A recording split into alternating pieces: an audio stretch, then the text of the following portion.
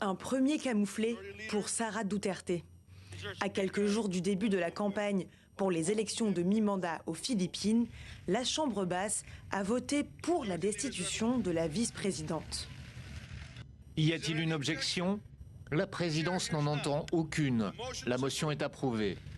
Un vote qui fait suite à 3 plaintes, allant du détournement de millions de dollars de fonds publics à un projet d'assassinat du président Ferdinand Marcos Jr. C'est lors d'une conférence de presse comme celle-ci, qui s'est tenue en novembre dernier, que Sara Duterte déclare que si on cherchait à l'assassiner, elle avait donné des consignes pour que le président soit lui aussi tué, ainsi que certains membres de sa famille, des propos qu'elle ne cesse de nier depuis.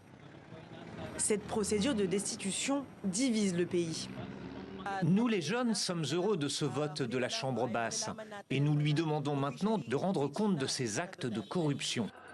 Du côté du camp Duterte, mi-janvier, plus d'1 million de personnes se sont réunies pour s'opposer à cette destitution. Tous sont membres d'une puissante secte, l'Église pour le Christ.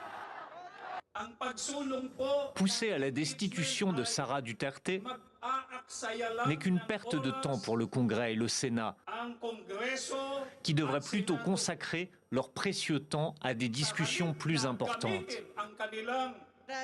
Les Marcos et les Duterte, 2 dynasties qui règnent sur le pays.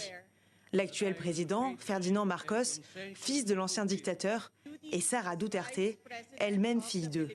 Pourtant alliée il y a 3 ans pour la présidentielle, l'union a vite implosé. Dernière déclaration en date, celle du président qui tente d'afficher une certaine neutralité.